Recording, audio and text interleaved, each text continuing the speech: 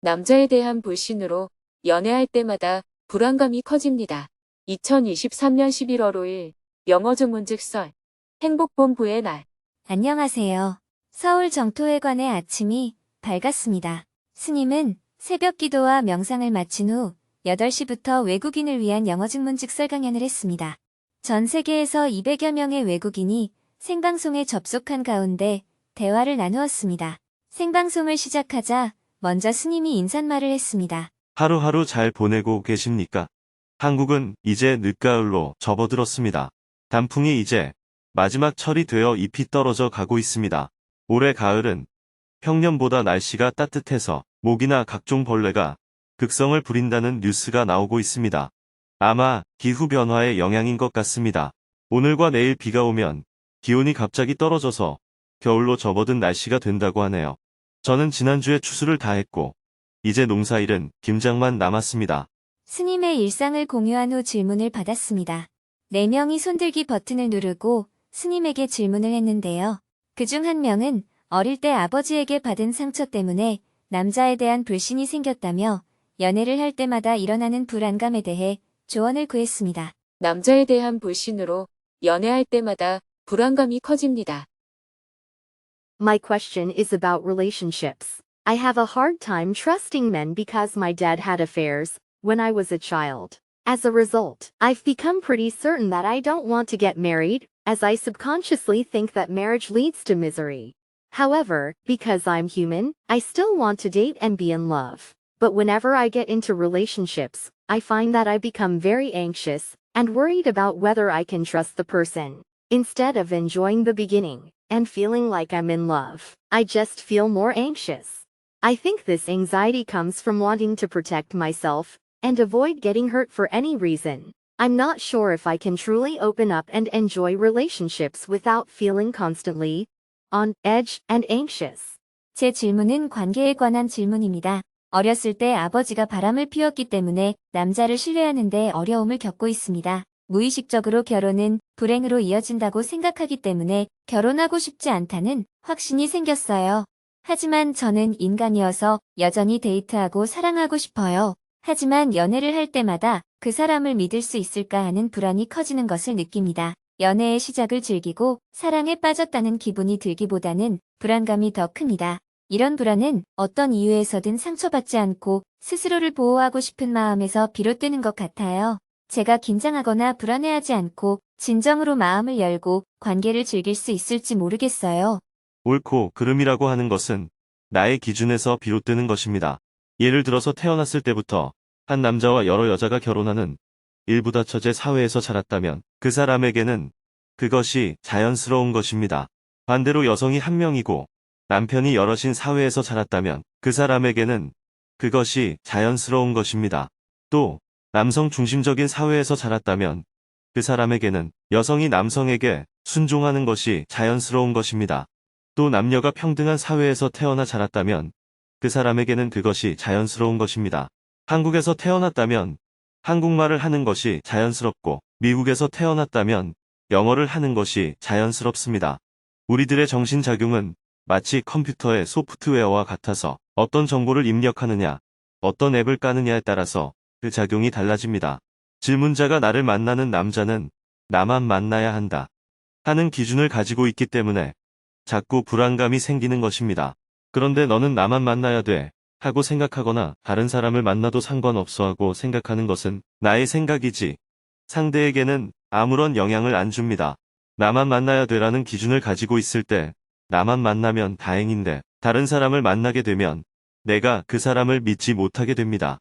그러나 다른 사람을 만나도 상관없어 이렇게 기준을 두면 그 사람이 나만 만나도 괜찮고 다른 사람을 만나도 괜찮습니다. 그러니 나만 만나야 돼 하는 내 기준에 맞게 상대를 가두어 놓을 것인지 아니면 내 기준을 버릴 것인지 둘 중에 하나를 선택해야 합니다. 어떤 것이 나를 더 자유롭게 하는지 살펴보고 선택하면 돼요. 상대를 내 기준에 맞추려면 많은 힘이 듭니다. 선택하는 것에도 힘이 들고 그 기준에 가두어 놓기 위해서도 많은 노력을 해야 합니다. 또한 상대가 내 기준에서 벗어나게 되면 굉장히 상처받게 됩니다. 상처받지 않으려면 내가 내 기준을 놓아버리면 됩니다. 상대가 어떻게 하든 그의 자유이다. 이렇게 받아들이는 겁니다. 그의 행동에 따라 나도 선택을 하면 됩니다. 이렇게 하면 나는 아무런 애도 쓰지 않게 되고 괴로울 일도 없습니다. 질문자가 어릴 때 엄마로부터 아빠가 부정한 행동을 했다는 이야기를 들었기 때문에 질문자에게는 어떤 트라우마가 자리를 잡게 된 겁니다. 그래서 이런 어려움을 겪고 있는 것입니다. 붓다의 가르침은 내가 어떻게 정신적으로 자유로워지느냐에 대한 것이지 어떻게 하면 돈을 많이 버느냐, 지위가 높으냐 이런 것을 논하는 것이 아닙니다. 내가 어떤 마음 자세를 가질 때 괴로움 없이 살 수 있느냐를 논해야지 상대를 어떻게 하겠다고 논하는 것은 붓다의 가르침이 아닙니다. 나를 위해서 상대가 어떻게 해야 된다고 말한다면 그는 아직 자립을 하지 못한 사람입니다. 나는 주인이고 나는 자유인이고 나는 붓다이기 때문에 내가 남을 위해서 배려해야 합니다. 배려받고 싶다 하는 생각은 어린애 같은 생각입니다. 그것은 수행자의 길이 아닙니다. 첫째, 질문자에게는 어릴 때 어머니가 입은 피해를 듣고 형성된 피해의식이 작동하고 있습니다. 둘째, 질문자는 아직 자유인이 되지 못하고 어린애처럼 누군가로부터 보호받고 싶은 마음이 근저에 깔려 있습니다. 그렇기 때문에 두려움이 생기는 것입니다. 상대가 나를 좋아할 때 나도 좋으면 같이 좋아하면 되고 상대가 나를 좋아해도 내가 싫으면 싫다고 하면 되고 상대가 나를 좋아하다가 좋아하지 않는다면 그건 그의 자유니까 오케이 하면 됩니다. 왜 자유를 원하면서 자꾸 자신과 남을 속박하려고 합니까? I think I learned something valuable today about my value system and the trauma. I've realized that it's important to remind myself that there's no right or wrong, but it's just my own expectations. I learned something very valuable. 오늘 제 가치 체계와 트라우마에 대해 귀중한 것을 배운 것 같아요. 옳고 그름이 있는 것이 아니라 나 자신의 기대치일 뿐이라는 것을 스스로에게 상기시키는 것이 중요하다는 것을 깨달았습니다. 매우 귀중한 것을 배웠습니다. 계속해서 질문이 이어졌습니다. 대화를 마치고 나니 약속하는 시간 반이 금방 지나갔습니다. Our next live Dharma talk with Venpom Nyan Sunim will be held in 2 weeks. 법륜 스님과 함께하는 다음 강연이 2주 후에 열립니다. 다음 시간을 기약하며 생방송을 마쳤습니다. 행복본부의 날.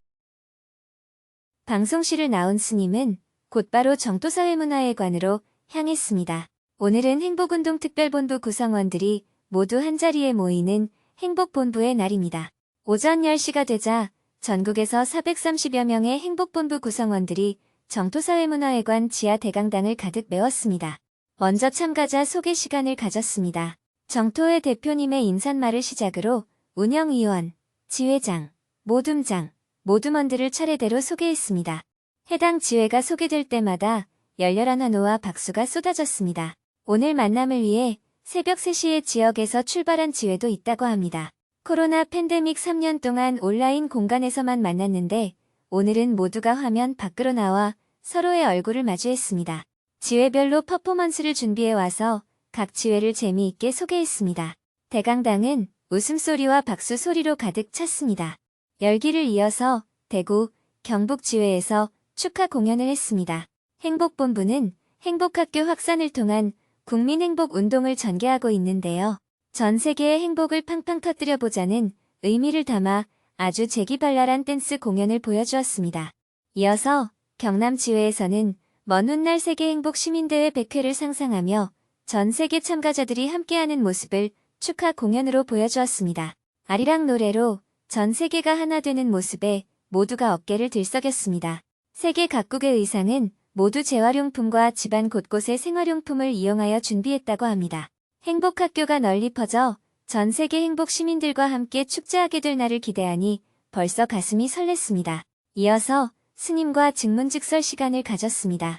사전에 5명이 질문을 신청하고 스님과 대화를 나누었습니다. 사전 신청자들과의 대화가 끝난 후 즉석에서 현장 질문도 받았습니다. 그중 한 명은 이스라엘과 하마스 무장세력 간의 끔찍한 전쟁 상황을 어떻게 봐야 하는지, 그 사이에서 미국의 역할은 어떠해야 하는지에 대해 질문했습니다. 이스라엘과 하마스 간 전쟁을 어떻게 봐야 할까요? 지금 우크라이나와 러시아 전쟁이 1년 넘게 지속되고 있는 가운데 얼마 전에 느닷없이 이스라엘과 하마스 무장 세력의 전쟁이 일어났습니다. 국제 정세가 정말 불안에 떨고 있고 그에 따라서 한반도 평화는 최고조로 위협받고 있는 상황인 것 같습니다. 하마스 무장 세력의 무기에 북한산이라는 표기가 발견되었다는 뉴스도 나오고 하니까 이 전쟁을 보면서 북한은 어떤 계획을 하고 있을지 매우 무섭고 불안한 마음이 듭니다. 이스라엘과 동맹국인 미국은 너무 지나칠 정도로 이스라엘 편을 들어주고 있고 이스라엘이 국가를 설립할 때도 팔레스타인 땅을 무단으로 점령하고 살아도 눈 감아주는 태도로 일관해 왔습니다. 이번 전쟁이 중동 전쟁으로까지 이어지지는 않을 것이라는 전문가들의 전망은 있지만 중동 국가들과 이스라엘 사이에는 언제나 긴장감이 팽배한 것 같습니다. 이 전쟁에서 미국이 중립적인 자세와 역할을 좀 했으면 좋겠는데요. 스님이 보시기에는 미국이 어떤 역할을 할 수 있고 이스라엘과 하마스 무장 세력 사이의 전쟁은 앞으로 어떻게 될 것 같나요? 질문하신 내용을 크게 나누면 러시아와 우크라이나 전쟁, 이스라엘과 팔레스타인 전쟁, 그리고 한반도의 긴장 고조, 이렇게 세 개로 나누어 살펴볼 수 있겠습니다. 우크라이나 전쟁은 제가 볼 때 전선이 거의 교착 상태에 빠졌다고 생각됩니다.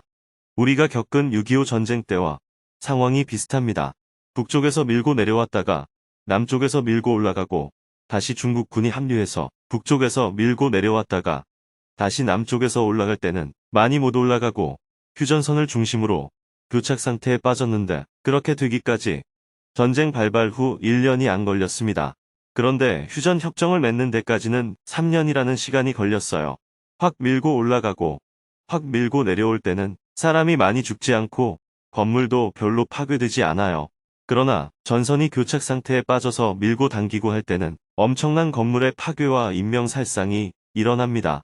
6.25 전쟁 때도 미군이 폭격을 많이 했기 때문에 북한은 지금 가자지구처럼 건물 대부분이 파괴되었습니다. 또 전선을 밀고 당기고 하면서 인명살상이 많이 발생했어요. 지금 우크라이나와 러시아 전쟁도 거의 전선이 교착화되었는데 여기서 러시아가 우크라이나 쪽으로 밀고 들어가는데도 엄청난 힘이 있어야 하고 우크라이나와 나토가 러시아 쪽으로 밀고 들어가는데도 엄청난 힘이 있어야 합니다. 보통 성을 공격해서 함락시키려면 군사력이 3배 정도 되어야 성공할 수 있습니다. 그런데 지금 양쪽에 배치된 군사력이 그만큼 되지 않습니다. 더군다나 국제사회에서는 체면이라는 게 있어서 여기서 러시아가 물러나면 러시아의 체면이 깎이고 여기서 나토가 물러나게 되면 나토의 체면이 깎이기 때문에 지금은 교착 상태에 빠졌다고 볼 수 있어요. 우크라이나에서는 영토를 잃었다는 명분 때문에 휴전 얘기를 꺼내지 못하고 나토 역시 우크라이나가 영토를 잃었는데 휴전하라고 말하기가 굉장히 어려운 상황입니다. 러시아도 자신들이 먼저 휴전하자고 하면 상대가 자신들을 약하게 볼 것으로 생각하기 때문에 지금은 어느 쪽도 휴전하자고 말을 못하고 있습니다. 여기에서 전쟁을 계속하면 서로의 내부를 계속 폭격하게 되는 엄청난 소모전을 하게 됩니다. 이른 시일 내에 부족한 탄약을 보충할 만한 국가가 러시아 쪽은 북한밖에 없고 나토 쪽은 남한밖에 없어요. 남한과 북한은 늘 전시 상태이기 때문에 그만한 탄약을 비축해 두고 있기 때문입니다. 그래서 지금 우크라이나와 러시아의 전쟁에 남한과 북한의 폭탄이 사용되는 안타까운 상황이 되었습니다. 지금껏 남의 나라를 침략한 적이 거의 없었던 우리 역사에서 이런 일이 벌어지고 있는 겁니다. 도덕적으로 보면 굉장히 좋지 않은 상황에 놓여 있다고 볼 수 있습니다. 이 정도 선에서 휴전이 이루어지면 좋겠다고 생각하지만 휴전이란 것도 서로 지쳐야 가능합니다. 그래서 2, 3년이 지나야 휴전할 수 있지 않을까 예상합니다. 지금 미국에서는 이미 우크라이나 전쟁에 들어가는 전비 때문에 공화당에서는 예산 집행을 반대하고 있고 유럽에서도 슬로바키아와 헝가리 등 나토의 정책에 반대하는 나라가 점점 늘어나는 추세입니다. 소모전이 조금 더 진행되어야 휴전할 수 있지 않을까 싶어요. 참으로 가슴 아픈 일입니다. 과거에 어떠했는지는 논하지 말고 현재의 피해를 막기 위해 일단 전쟁을 멈춘 후 나머지는 대화로 문제를 풀어야 하는데 양쪽 다 체면과 명분에 묶여서 더 많은 인명살상과 물자 소모와 파괴를 한 후에나 휴전이 될 가능성이 높습니다. 이러한 전쟁이 남한에게는 무기 수출과 관련하여 경제적으로 유리한 면이 있고 북한에게는 안보적인 면에서 유리한 면이 있는 거예요. 예전에 6.25 전쟁이 일본에 엄청난 이익을 가져다 주었듯이 남한은 군수산업의 호황을 누리는 특수 효과를 가져왔습니다. 사실은 도덕적인 측면에서 자랑스럽지 못함에도 불구하고 경제만 생각하는 사람들은 K방산이라고 굉장히 자랑스럽게 생각하는 문제가 생겨나고 있습니다. 러시아는 원래 재래식 무기 생산을 공화국별 분산 체제로 하고 있다가 소비에트 연방이 해체되면서 방산 산업이 제대로 자리를 못 잡고 있었습니다.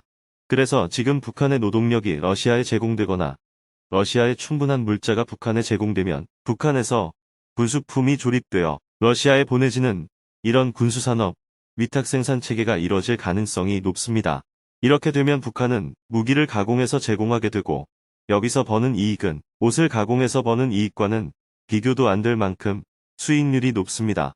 그런 면에서 북한은 오히려 숨통이 트였다고 볼 수 있습니다. 그 대가로 북한에서 아직 극복하지 못하는 군수 첨단 기술을 러시아에 요구할 가능성이 높고 이런 기술이 제공된다면 북한의 대량 살상 무기가 고도화되어 위험이 점점 높아질 것입니다.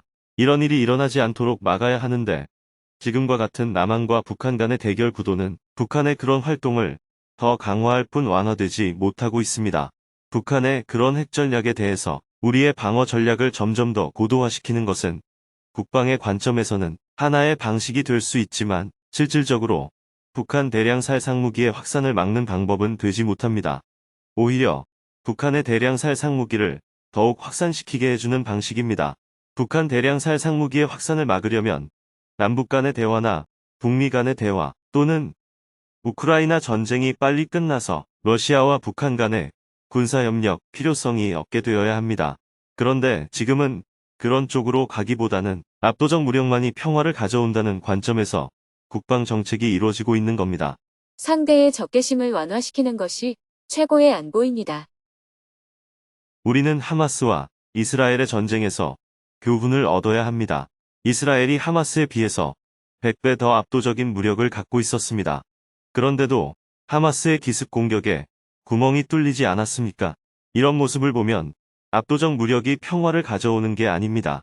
상대의 적개심을 완화시키는 것이야말로 최고의 안보이며 전쟁을 막는 매우 중요한 요소입니다. 그것처럼 한국의 안보 정책도 북한의 적개심을 부추기기보다는 북한의 적개심을 완화시키는 게 매우 중요하다는 사실을 자각해야 합니다. 북한도 어떤 한계점에 이르게 되면 기습 공격을 통해서 자신들의 목적을 달성하려고 할 겁니다. 하마스의 행동을 보면서 북한의 어떤 전략이 우리에게 어떤 위험을 불러올지 예측할 수 있어야 합니다. 그럴 때 무력으로 이를 막는 방법도 필요하겠지만 그러나 우리가 이스라엘과 하마스 전쟁에서 보았듯이 그것은 평화를 지키는 완전한 방법은 되지 못합니다. 피해를 줄이려면 북한과의 대화가 무엇보다 가장 필요합니다.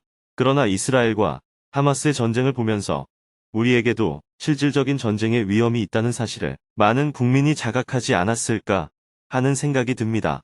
하마스가 이스라엘을 선제 공격해서 민간인을 학살하고 납치한 것은 어떤 이유로든 비난받고 비판받아야 할 일이지 그것을 옹호해서는 안 됩니다. 그렇다고 그것에 대한 복수를 합리화해서도 안 됩니다. 지금까지 죄 없는 어린아이들이 약 3,800명 이상 죽었다고 해요.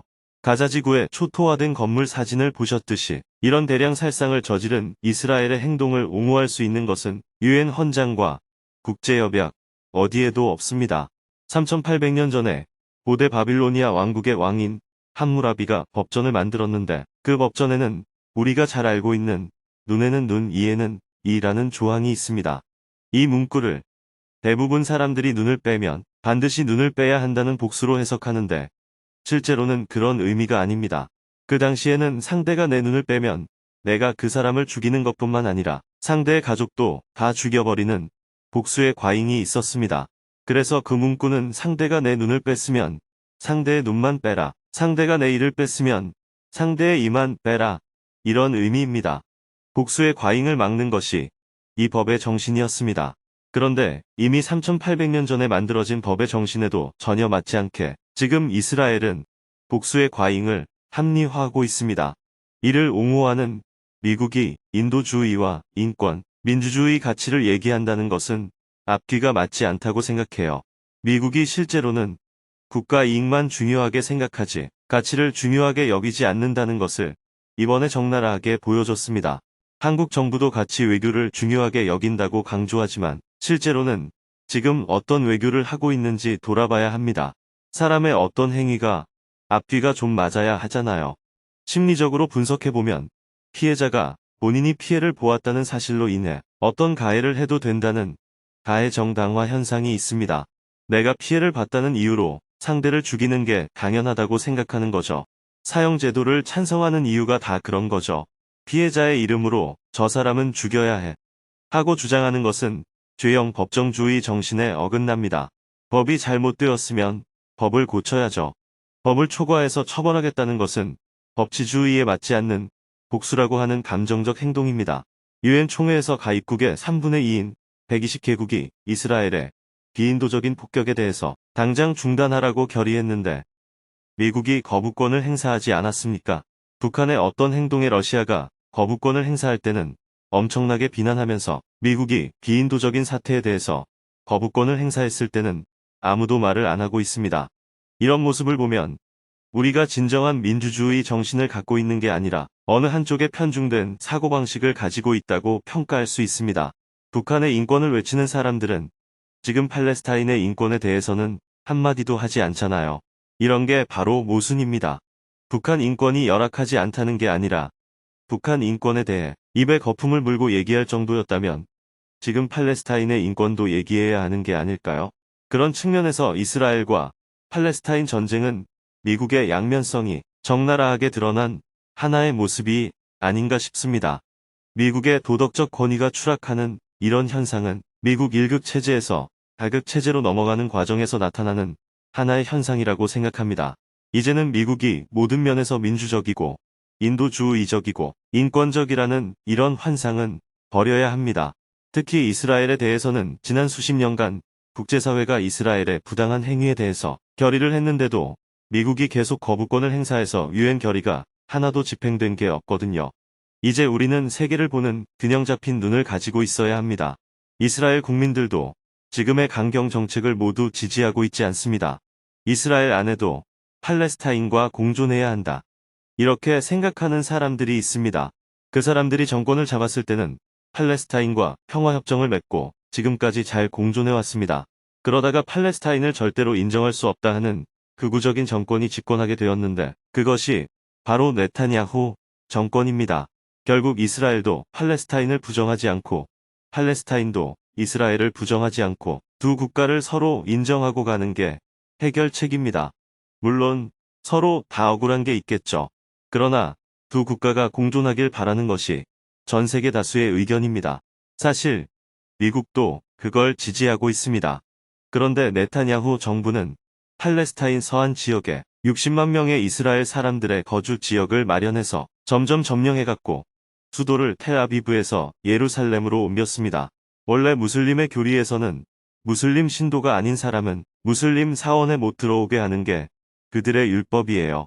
그런데 무슬림 사원에 이스라엘 군인들이 들어갔고 이런 행동들이 팔레스타인 사람들에게 엄청난 분노를 일으켰습니다.